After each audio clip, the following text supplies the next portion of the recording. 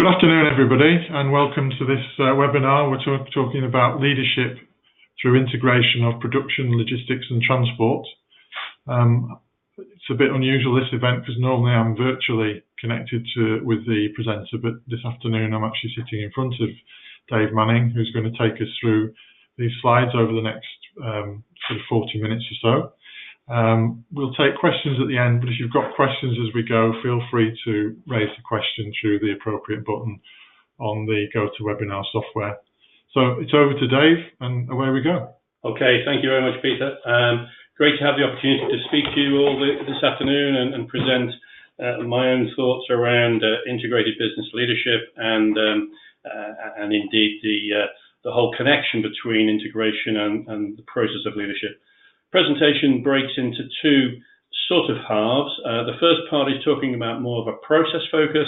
The second part more of a leadership focus. But let's get started.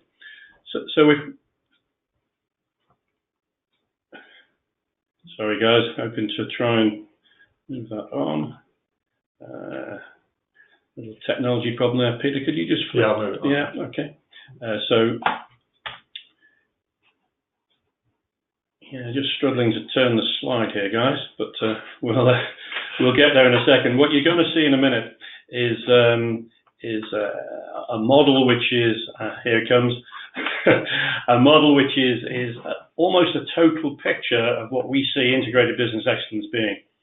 The reason we reference leadership in this model is because the role of leadership, executive team, etc., is basically to execute their vision, mission, and strategic business objectives.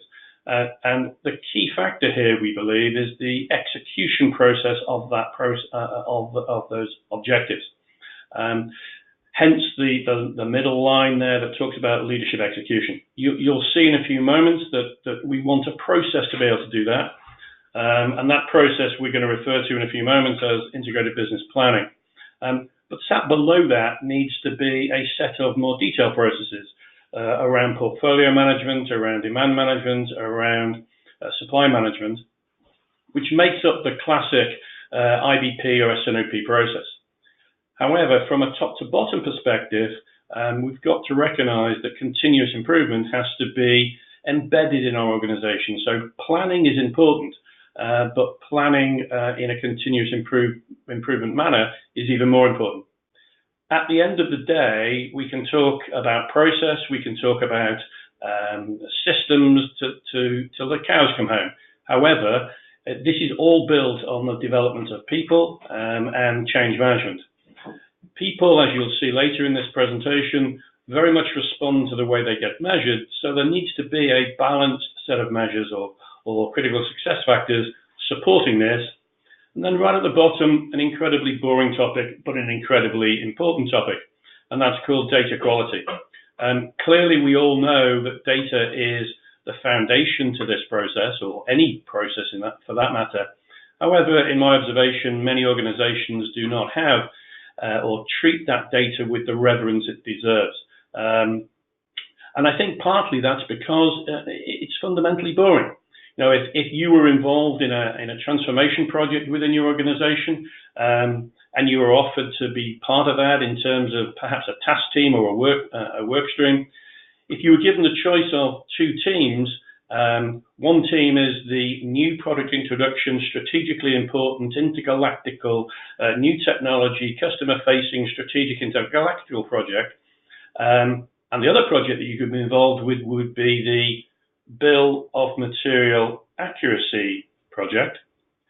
Well, I suspect the one you're going to choose. You know, tell me about that intergalactical stuff again. That sounds much more me. So data isn't important. Oh no, data is very important, but somebody else can look after that.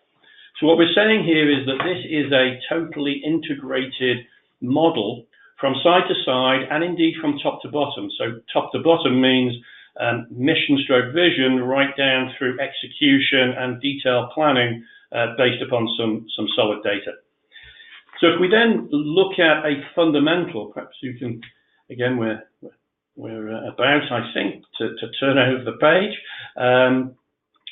if we look at the overall thinking around integration, integration is, in my opinion, the integration of three things. It's the integration of people and indeed behaviour, processes, which need to be robust and based upon best practice, and a set of tools or systems within the context of the organisation structure we operate in. Now, where I come from, the focus that we need to really achieve and the focus we really need to have from an excellence perspective is in that spot in the middle, which is where the three things coincide, if you like.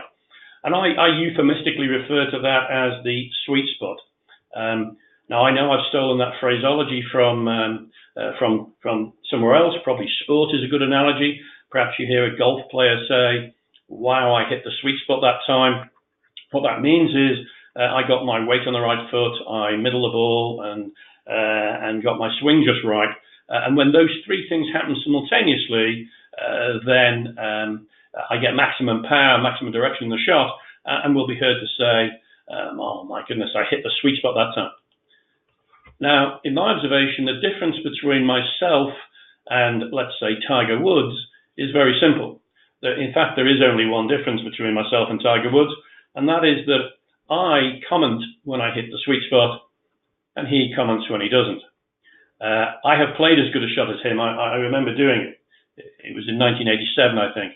The difference is that he plays it 68 times around and occasionally misses.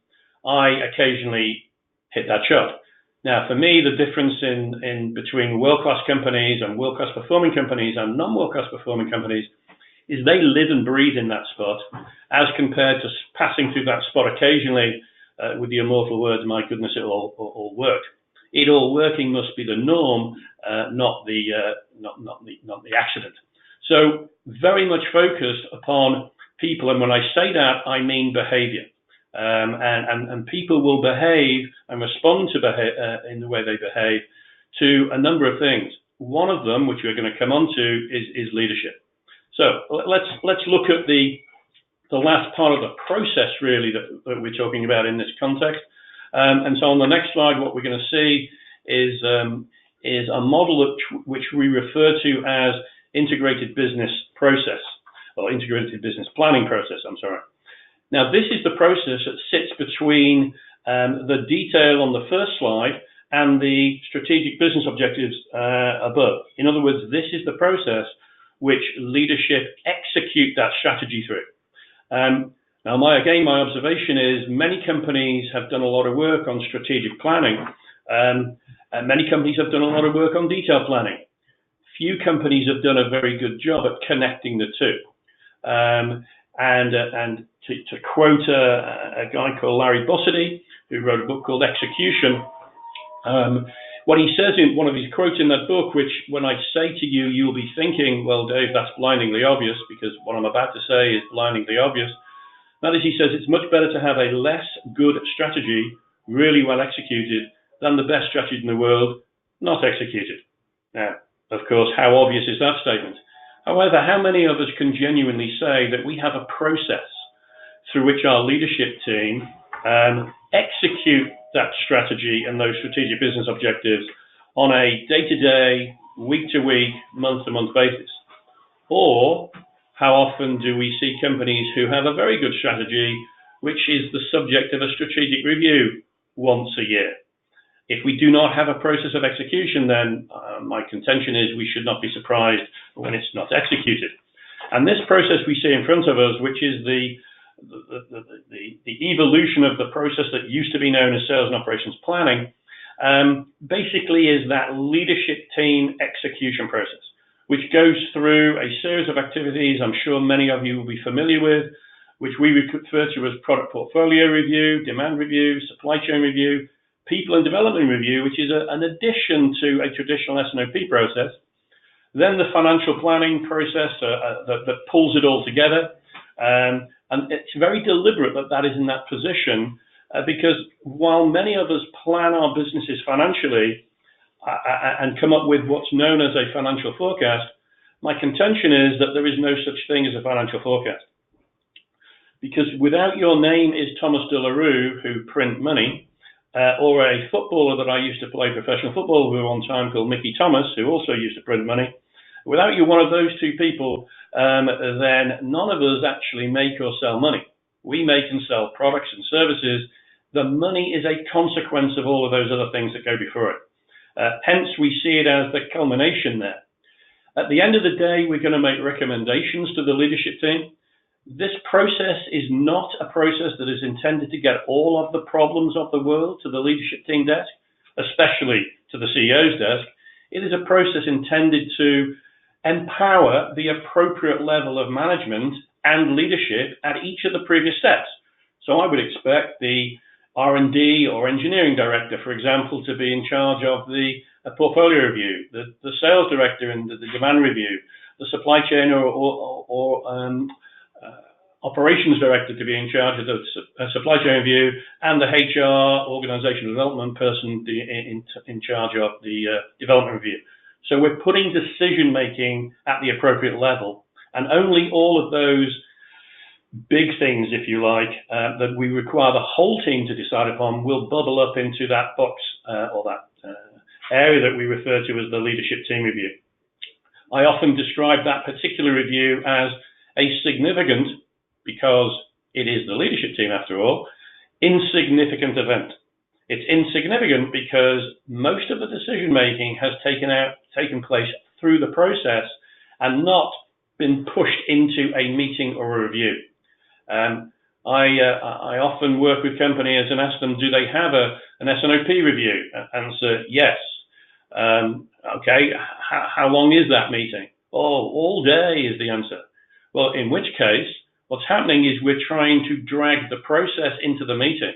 What I'm trying to do is push the process back into the arrows that you see on that chart and only make the decisions in the meeting. The primary focus, so if you look at the next chart, guys, the primary focus of this IBP monthly cycle is to identify gaps. So integrated business planning, looking out over a cycle of a horizon rather of 24 months plus. The outcome of that every month is, as it says at the signpost at the top there, truth as we know it. What do we really believe will happen over that period of 24 months? Of course, there are other processes in existence, the strategic planning process on the left and the annual operating planning process or budget on the left below. Those two things are ambitious processes. The strategic planning process is trying to tell us what would we like to do. It's ambitious. It's a bit like you say to your kids, what do you want to be when you grow up? Well, the strategic plan is saying, what do we want to be when we grow up? The annual operating plan is not telling us our budget, is not telling how much money we will make, but it's telling us how much money we want to make. Now, every month in this IBP process cycle, what we want to compare is truth as we know it with what we would like to see. If those two things are the same, then yippee, let's go home and rejoice. On the other hand, if those two things are not the same, which they frequently will not be, there will be a gap. That gap could be a financial gap, it could be a resource gap, it could be a product gap, it could be a talent gap, it could be a capability gap, but it's a gap. The job of IBP is to identify that gap and be able to make decisions about how we close it. Because the job of leadership is to deliver on the promises that we have made to our lords and masters. We have made promises around AOP, we've made promises around strategy to our lords and masters. What IBP is trying to show us is, are we on track to deliver those things? If not, what do we need to do to be on track to deliver those things? Now, when I say gap, most of us, I think, will think negative, as in it's a negative gap which we have to fill, which is, in my opinion, a hygiene factor. You have made those promises. It is our job to fulfill those promises. The full maturity of an IBP process would be where we are using it to open up positive gaps. So our budget is 100 million. How do we make truth as we know it, say 120 million? In other words, growth. And that is, if you like, is the essence of what IBP and using IBP as a leadership execution process is all about. I think Peter wants to use a little poll at this point to ask a few questions. So once we come back, then we will be looking at how this affects leadership. Okay, everybody. Yeah, so I'm just going to launch a poll now, just to understand how things are where you actually work. You should be able to respond to that now.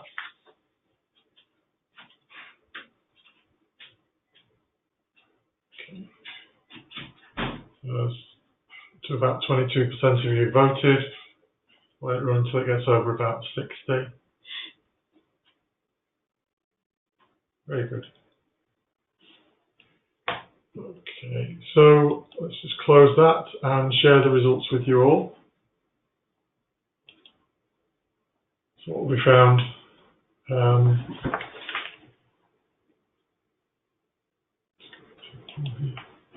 so I'd say about a third of you are practicing, more than a third are dreaming, and less than a third don't know what an integrated business excellence model looks like. And there's only about 9% of you worried by integrated business excellence. So that's more than 50% are doing, either thinking of doing or practicing something like this. Okay, that's positive. I like the idea of dreaming. That's good. As long as we dream with action. So if we turn our attention now to leadership and how that is going to be applied within the context that I've just talked about. These quotes on these pages are from, as you can see, John Addison. He is now, or was, the CEO of Citicorp. Previously, he's recognised as the guy who was the turnaround king of Burger King. And these are just some of the thoughts that he had. The one I particularly like to highlight, because I think it highlights the difference between leadership and management, is the second one there. Which says people hate a boss, which when spelt backwards is double SOB. People want a leader. That's not my quote, that's his quote, so please don't be offended by it. But nevertheless, I find it very interesting. None of us want a boss to tell us what to do. What we truly want is somebody who we have confidence in terms of a leader. Now, this does not mean the leadership at the top of the organization, as in the CEO. This means leadership at all levels in our organization, something that I will later refer to as, some people call it distributed leadership. I call it secure-based leadership. Secure-based leadership is where we have confidence in our leader, whether that be of the company, whether that be of the function, whether that be of the team, whether that be of the family, whether that be of ourselves. We have confidence that the leader has our best interest at heart, not their best interest at heart. In other words, you might refer to that in film language as somebody's got your back. So you want the leader to have your back.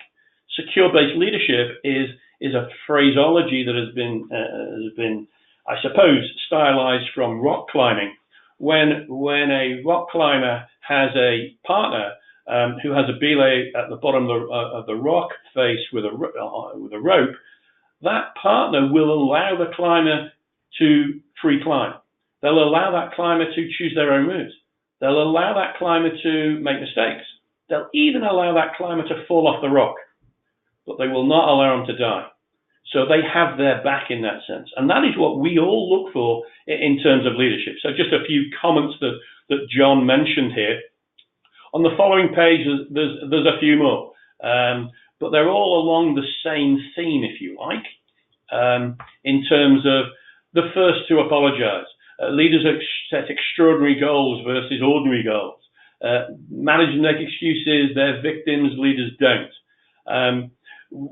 Going to the top one, the first to apologize or listen, if you like, at the bottom one, is one of the greatest leaders that I have ever had the privilege of working with. It's a guy called Godfrey Thomer. He was the managing director of several British American tobaccos I worked in, businesses I worked in. The first was Sri Lanka, then Pakistan, then China, and then Korea. He's now retired. But Godfrey used to say, I know nothing about the cigarette industry, which wasn't true, he did. But he said, I know nothing about the cigarette industry, all I do is surround myself with the right people and good people, and then inspire them to run the business and take decisions. And that's what leadership is about. Now, that doesn't have to be from a company perspective. That can be at all levels, as I said previously. So if we look at what people truly respond to, which is on the next slide here, as I've referenced, almost several times now, leadership is what we respond to as compared to management. And leadership is about having my back. People also respond to targets or goals. So if we wish to change our behavior, there has to be a number of things. The focus of improvement, the focus of change management, transformation, is all about having that leadership that we've just said, but it's also about having an aligned set of performance measures, goals or targets, that drive us all in the same direction as compared to in contradictory directions. As has been said many times in the past, if I measure you irrationally, how will you behave? Well, the answer to that one is irrationally. In fact, many people will say if you measure me irrationally, then behaving irrationally is extremely rational, which I would completely agree with. So we need to make sure that every one of the business or every one of the functions in the business, every one of the teams in the business has an aligned set of measures. The other thing that will change people's response is understanding the term why. People do not do things because they understand how to do it. They do things because they understand why they're doing it. What's their purpose? I live near a town called Chester. This story would be true in any city in the world, but I live near Chester. In the middle of Chester there is a park called Grosvenor Park. It's a very nice place. There's grass and lawns and trees and flower beds, etc. If you walk around that park, you will see signs on the grass that say no ball games on the grass. Guess what you see happening? Yeah, you've got it. You see kids playing football on the grass with parents watching sat on a park bench watching, using the sign as a goalpost. Now, what is the problem there? Is it the problem that those parents can't read? Well, in my opinion, no. Those parents were trained how to read several years ago. The issue, in my opinion, is that they do not understand why. And hence they say things like stupid rule, kids have got to play somewhere, they need exercise. Now, if the sign had said no ball games on the grass because there's poisonous snakes in it, then I think we'd see a different matter. All of a sudden, they would say, well, kids have still got to play, but you can't play on that piece of ground or that lawn. You have to change my behavior and play somewhere else. And the change has come about because of the understanding of the why, not the how. So the importance, next slide, Peter, thank you. The importance of understanding where we're headed, the power of vision, in other words, extremely important here. The power of vision is a driver, and not just a dream. What is it that we're going to do that validates my decision making and my actions? What do we want to become? Back to my, to my kid's story. What do you want to be when you grow up? It needs to be a high level, but that high level statement cannot be the thing that we see in the thing we see in so many receptions. I've obviously never been perhaps never been in any of your receptions in your companies. You may or may not have a vision statement in reception. If you do, I know what it says. And what it says is we want to be wonderful. And it will use all of these sort of words: continuous improvement, people empowerment, focused customer, sustainability, environment. And I'm convinced somebody has simply collected a bunch of good words together and come up with a paragraph. If, however, people don't understand what that means in what I've described here as the extended vision, so what does that mean to me, to my function, to my team, to my area, then all that happens with that vision statement on the front of the reception is it becomes a joke. We walk past it every morning and go, what are these guys smoking? This isn't the place I'm working. Hence, people need to understand the why of the characteristics of this vision. And then we need to make sure that we acquire the capability and skills necessary to deliver that. We can't possibly do that if we don't know what those characteristics are. And again, for us, that is about the leadership of the business. Now, very old, next slide, Peter, sorry, a very old illustration of this is back to the famous Peter Drucker story, which illustrates that power vision. The story being there are 3 stonecutters, and they are asked, why are you cutting stones? The first answer is because I need the money, 9 to 5 job, it's company money, I'm doing my best type thing. Second one is because I'm really good at stone cutting. You will get work from both of those people, but the best work you'll get from is the third stonecutter who says, I'm working really hard because I'm building a cathedral. Of course, all 3 of them are cutting stones, but one is doing it with a passion for the reason why, which is that vision. The others are just doing a job, and hence the power of that vision. Just as again a little aside, if we look at the power of words, and I'm about to say that words are not the only way we communicate, but if we look at the power of words, there are 2 little words in the English dictionary that when said in the appropriate circumstances will change your life forever. That's pretty powerful, isn't it? Change your life forever. I don't know whether anybody's worked out what those 2 little words are, but the 2 little words are, I do. So if you say I do in the appropriate circumstances, then I suspect that might change your life for some time to come. So the power of vision, the power of words, the power of communication, very important. If we turn to the next one, what I believe here is what top management, what leaders and management truly believe about people and how they are treated will largely determine the success and future of the company. People are not just an asset for the organization, they are the asset of the organization. If you take the people out of a company, then what are you left with? You're left with a building that will eventually fall over. You're left with some inventory potentially, or some equipment that will eventually rust or rot. You take the people out, it's not that you're taking something out, you're taking everything out. And so therefore people are key, and the way we manage and lead those people is also key. So another version of the difference between managers and leadership appears on my next slide.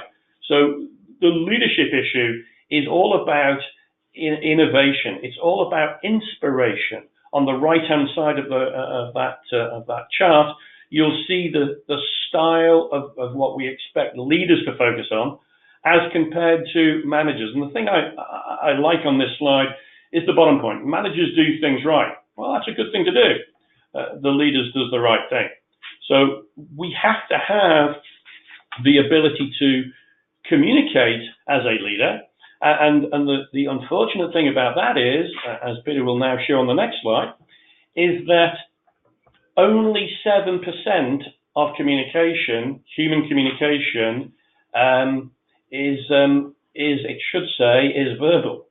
In other words, is 93% is non-verbal. Sorry about the typo there, guys. We're communicating all the time. People are listening to us by the coffee machine, in meetings, on the phone, on the video, at lunch, etc., etc. Only 7%, so let me just clarify that, only 7% of my communication is verbal. Hence, 93% is non-verbal. What that means, I'm not even sure Peter's going to, oh, wow, that's clever. You know, Peter's already changed that, thank you. Technology, the wonders of technology. And so we're communicating through our body language, through our every throwaway line, through our listening, through our style, through our attentiveness. And one of the things we do as an organization is we can communicate, or we run leadership courses. We run these leadership courses based upon what is described as equine assisted learning. Yeah, you heard right, equine, that means horses. And the reason we use horses as a metaphor for leadership is horses clearly can't talk. However, they can actually, but however, they communicate all the time, and horses are looking for leaders in the natural, in the wild. Why do they want a leader in the herd? Very simple. They want a leader to lead them to pasture, lead them to water, and stop that lion from eating me. And they look for a leader, and they want that leader to have their best interests at heart. If I'm a horse in a herd, and I believe that particular animal, that potential leader, will take me to pasture and protect me from the lion, then I will willingly follow them because I want to. I need to. It's what I require. If I believe that that particular individual wants to be the leader of the herd because he wants to dominate everybody else, then I will not follow. Because what that's demonstrating is we follow people who we believe have our interests at heart, and we believe in what they believe in. We don't believe in what they tell us. Hence, the importance of non-verbal communication, which has now been corrected, is so significant. What this leads to, next one, is what I believe true empowerment means. So why I picked up on the feedback of the poll there that says dreaming is good. But as a guy who was an educator in the States called Joel Barker once said, vision without action is just dreaming. Action without vision is just passing the time. If we combine vision with action and we have a process for that action, then we can change everything. We can change the world. So that process is back to my IBP process. That action is about my demonstrated communication through body language, etc., that we've just looked on the previous slide. It can be so insightful, it can be so transformational, but it has to have action and vision combined. It cannot be one or the other. Even to the extent of the way we typically draw the organization chart. So how do most most companies show their organization chart? Well, it's, we've got a boss and we've got a hierarchy, i.e. the left-hand side of that chart. Even psychologically, drawing that chart in a different way with the leader at the bottom sends us a tremendous message. It sends us the message that actually leadership is not about doing things. It's about empowering the experts in their own 3 square yards. So everybody is an expert in their own 3 square yards. It is not my job to manage that 3 square yards. It is my job to inspire that 3 square yards. So even just turning the organization chart down, of course, on its own, that does nothing. But if we then behave in that different way, the right-hand side of that chart is what Godfrey Thoma was doing. He was saying, I'm leading this organization from behind. I am just surrounding myself with great people and empowering them. I think empowerment is a very often quoted word, obviously, but often a very misunderstood word. I don't know whether you have ever heard the statement, maybe even said the statement, don't bring me problems, bring me solutions. It's quite a common phrase, isn't it? Well, it's the most annoying phrase I know. Who on earth is going to say, don't bring me any solutions, bring me as many problems as you can and give them to me? Who the hell wants problems in their life? My issue is that the phrase stops where it stops. If it went on to say, don't bring me problems, bring me solutions, oh, and by the way, here is some problem-solving training to help you solve those problems with. Here is some management style that allows you to make a mistake and not get kicked to death for doing so. And here is some time to solve those problems in. Then I think you are empowered. If you don't add those second or those 3 things after that, then I think empowerment is just a word. How often are we remembered for the one bad thing we did for about the next 30,000 years? Remember when Peter did that 10 years ago, never let to forget. And if Peter keeps doing a couple of bad things, then of course we'll put him on a written warning, won't we? How many of us put people on written well dones? That seems a bit strange, doesn't it? Because most people are doing fantastic work all of the time.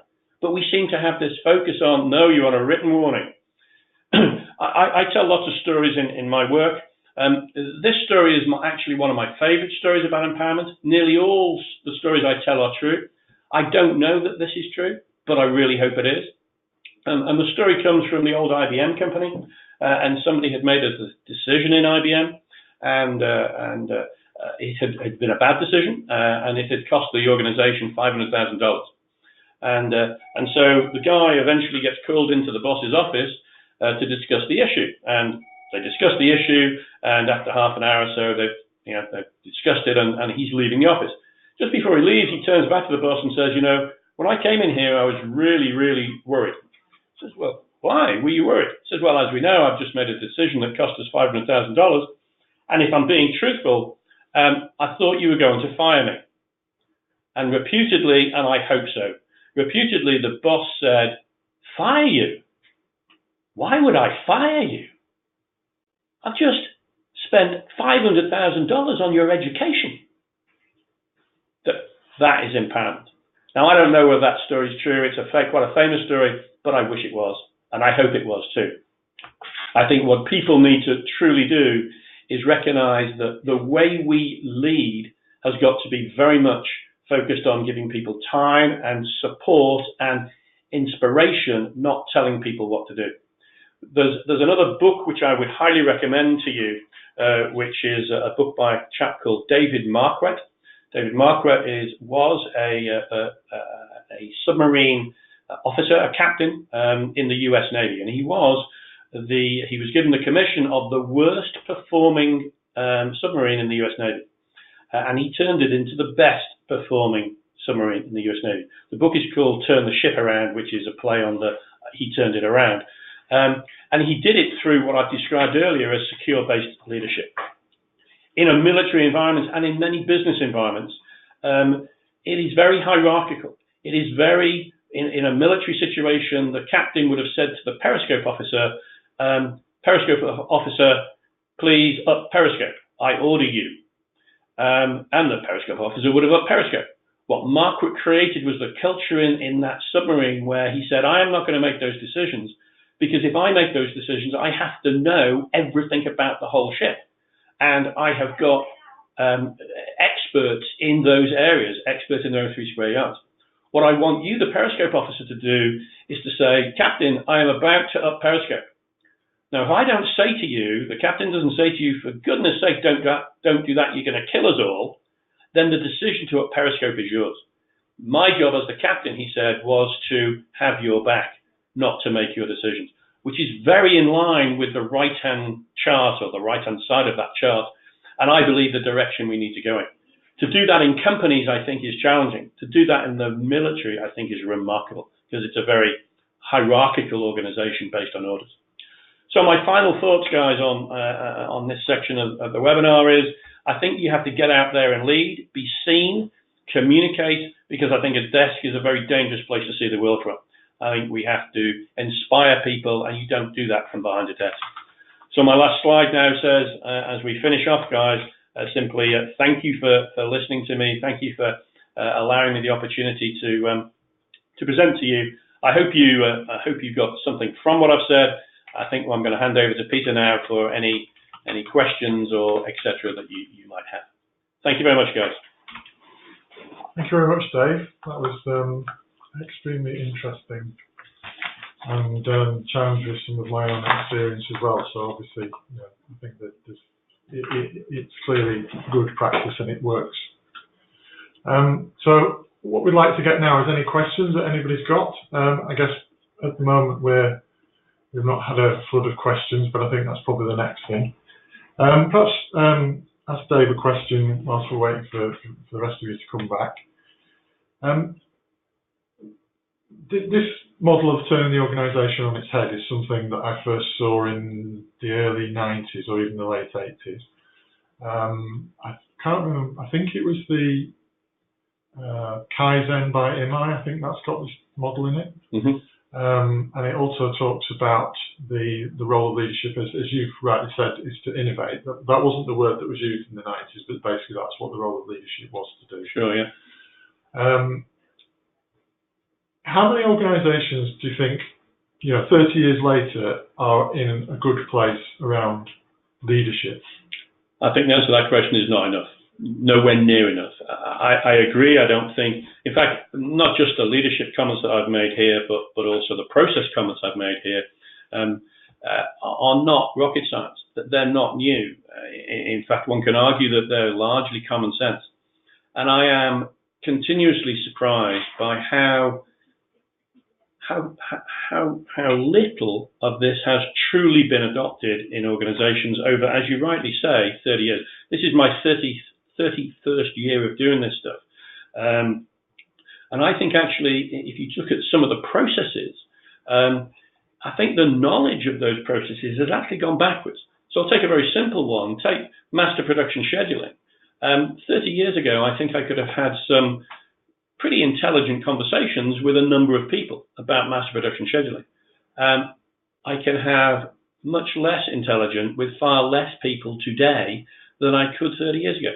And I think that's to do with we now rely so heavily on technology, in other words, systems, that we think the black box does it all, and we don't have the actually deep-seated understanding or knowledge. Ties back to that comment about why. Why are we doing this? Oh, well, because the system says so. Well, that's not a good reason for doing it. And I think whether we be talking process or whether we be talking, as your question was, leadership, I think we have not made the progress that we need to make or should have made. I suppose in one way, my family are grateful for that because it's kept me in work for 31 years. But nevertheless, as a passionate believer in business and industry, in particular in the UK and Great Britain, I am saddened by that, frankly. I think that if we do not address this quickly, then we will be left further behind. So it's a great question. I suppose I wish I had a magic answer. I don't, and I suppose in the other way, I'm glad I don't have a magic answer because I like working with people in that direction. Yeah, I think that's very true. At the end of the day, it's back to your stonecutter analogy, and it's about people and people understanding their role and their value that they're bringing to the value chain, not just I'm doing the job and getting paid for it. Indeed, yeah, and I think that's the role where I see leadership is so important.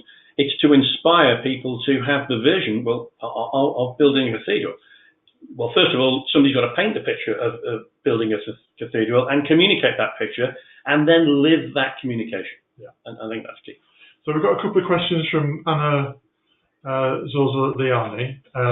I think maybe take them in slightly different order to the way she's posed them. So the first question is what kind of challenges might bring a company to introduce this kind of model? I think, if I'm being honest about that, I think we should be trying to change in this direction just because the world is changing and we need to stay close to that change and stay continuously improve. I think, however, there are three things that are required for change to occur, and these three things have to happen simultaneously. One is a compelling reason for change. Some people refer to that as a burning platform. And oftentimes, if there is no burning platform, we're doing okay, we're making a profit, been here a long time, we breed apathy. So I think one of the things we need is to create a burning platform, which doesn't necessarily mean going around poking people in the eye with a sharp stick, but it's actually about showing people how it could be and how it could be better. The second thing we need is a vision of how it could be better, hence the need to paint that picture and hence the need for understanding the why. And the third thing we need is a path of least risk to go from one to the other. There are very few companies, one could probably find a couple, but there are very few companies and even less individuals who are prepared to bet the farm on something, risk everything. And until we have a path of least risk, a vision of how and why things could be better in the future, and a path of least risk, I believe nothing will change. And so I think we have to create those things in our transformation programs. I hope that helps, Anna. I think that's very true. Anna's come back and thank you, so that's good. I think again my own experience is that the burning platform is usually the biggest thing, and getting people to take on best practice without some sort of burning platform is very difficult. Yeah, very difficult. Yeah, I agree. Okay, so a question from Andrew James. How do we delegate up to empower long-term success at the potential expense of quick wins and immediate results? This is a tremendously good question, Andrew, and a tremendously difficult thing. I believe the way we empower upwards is through the education process. I go back to my why statement. I don't believe anybody changes because they understand how to do something. I believe they change because they understand why they're doing something. And I think it is beholden upon us all, not least of all people like myself who provide this sort of education for a living, to encourage, to show, to demonstrate to leadership that it is their job to drive the ship forward. You probably have gathered by now that I'm a storyteller. So let me tell you a story to illustrate that point. Imagine, Andrew, getting a new job. Your new job is now on a ship. It is a steamship. You work in the engine room. Your specific job on that ship is that you stoke the boiler, you shovel coal in the boiler, so therefore you are a boiler stoker. And you are good at it as well. Occasionally you have a problem, you shovel breaks, but you can fix it. However, from your place of work, which is in the engine room of the ship, what is your horizon? What is your visibility? Well, the visibility that you have is the bulkhead at the end of the engine room, and I suspect that while there's no water coming through that bulkhead, you're happy.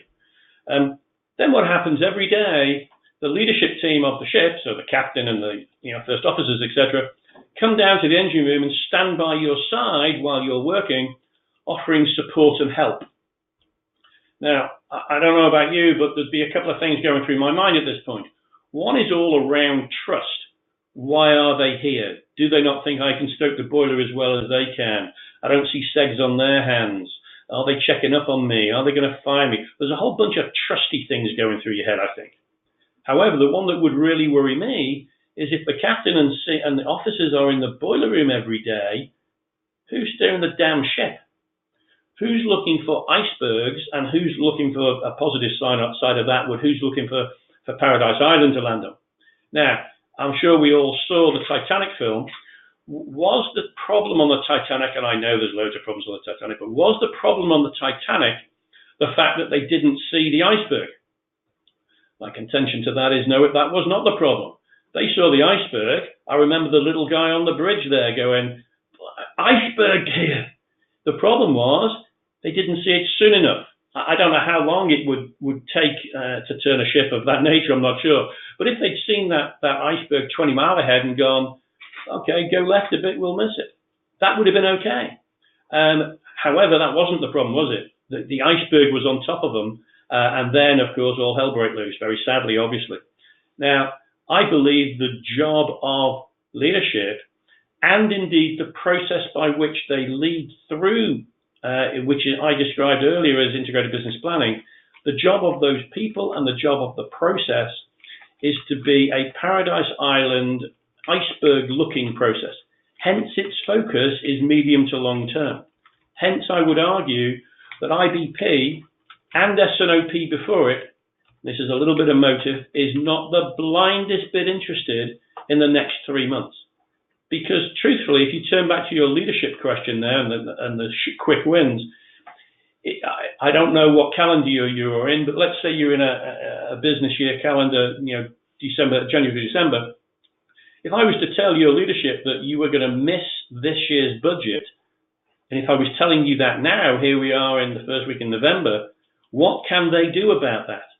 And I would contend the answer to that is very little. They can huff and puff, jump up and down, act all macho, but actually, there's nothing you can do about it. And if you can do something about it, you will almost certainly screw up next year doing it, because you will mortgage the future. If, however, in November of 2018, I tell you that you're going to miss 2019's budget, what can you do about it? Well, we don't know, but a lot more than you can do now. And hence, it's trying to get the leadership team to understand that their job is steering the ship, avoiding iceberg, landing on Paradise Island. I understand the problem with that is in a private equity scenario or a shareholder stroke city stroke a Wall Street scenario, there is enormous pressure on those people to deliver this month's results or this quarter's results. I would say to them, that's okay. That's why you get paid the big bucks, but do not allow that short-term pressure to influence the way we manage and lead our business. That's your job, to manage the expectation of shareholder, private equity, whatever it is. Again, no magic answer for you, Andrew, I'm sorry. But I think you do hit the nail on the head. I think it's a tremendously good question. I hope I've helped a little bit in the answer. Thanks, Dave. I think that's a really important example of, and thank you, Andrew, for coming back to us, a really important example of leadership, because basically in order to stick with this, you've got to have leadership, and sometimes you've got to have leadership at various levels in the organisation. For example, if we're looking at back to data accuracy and stock accuracy, somebody running a warehouse might have responsibility for reporting the accuracy of the stock, and you start down this road and eventually you identify the problems, and the problems sound like horrible problems as opposed to actually you're on the journey to a solution. So some of this can be very difficult to work through and keep people on board and moving in the right direction throughout the change. No, I agree. A lot of it is difficult, and because actually the conversation that we've just a lot of what I've said and the conversation we've just had here is all about behaviour, and changing behaviour is a tough thing to do. The example you use here of data quality, what is the cause of poor data? Is it that the system or computer makes it wrong? Well, answer no. Very occasionally maybe, but that's not the answer. If I read any of your procedures and processes in the organization, I suspect they would not say, please maintain this data really badly. Data accuracy, data quality, the issue with that walks around on two legs. It's a human issue. And if we want people to change and behave differently with that, it loops all the way back around to what we said, which is people will respond to leadership. Leadership is about the understanding of the why and about the communication and making sure that you have a secure base. If you have those things in place, then that storeman or that warehouse manager will be the stonecutter who sees the vision of the cathedral, as compared to the warehouseman who just puts stuff on a shelf. Yeah, agree. Yeah. Absolutely. Yeah. We've got one last question from Richard. How practice is the modern way of empowerment significantly different from the traditional? Again, great question, Richard. I think the way I've described empowerment is not different than traditional. It's just that it wasn't practiced very well. So I don't see many organizations who give all of their people solid training in problem solving, and then encourage them to use those problem solving tools and skills as a natural way of life. I don't see lots of organizations give people time to solve those problems partly because they're up to their backside in alligators putting out fires every day, if you can cross the analogies there. And so they don't get the time to think. And then I don't see many organizations truly work in the sort of way that helps people and helps people contribute to the continuous improvement as compared to just come up with solutions. The guy I mentioned, Godfrey Thoma, who was, this was from when he was in Sri Lanka.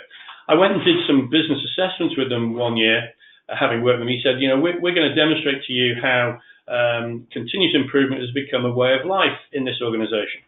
And I go, yeah, okay. And they then proceeded to show me how most people were really using those problem solving skills to drive the business forward. I went back to the organization in about a year's time to do a follow-up audit. And he said, okay, this year, Dave, we're not going to show you how continuous improvement has become a way of life for us. He said, I'm going to show you how it's become a lifestyle. So I became a little bit sickly at that, and thought that's a bit, it's a bit too soft for me, too sickly for me. What he did, however, or what they did, it wasn't he, but what they did is they proceeded to show me, this is in BAT in Sri Lanka, they proceeded to show me 167 continuous improvement projects that they had done the previous year, not one of which, using continuous improvement tools, etc., not one of which had anything to do with the business. All 167 projects had been projects that people had done at home, in their home life, to fix their issues of running their life. And his comment to me was, if these people are using those tools so naturally that they use them at home, how much do you think they're using them in work? And that's where he came up with this phrase. It's now a lifestyle for us. I think that again is true empowerment.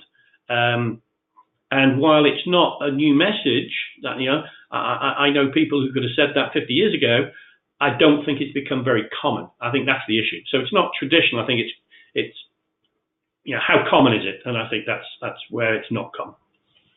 Okay, right. Well, thank you very much, Dave. This has been an extremely interesting and enjoyable presentation. I think we've all come away with some new insights into leadership and integration of production, logistics and transport. So I think just want to say thank you very much for your time and taking the effort to take us through this. Okay, it's been a pleasure. Thank you, guys. Thank you for joining us. Thank you for Peter for hosting it, and thank you to the CILT for organising it. It's been a real pleasure to be with you, and I hope to hear from you again. Okay, so we'll look forward to seeing you again probably next month on next month's webinar, and that's it. Thank you very much. Bye-bye. Thanks, guys.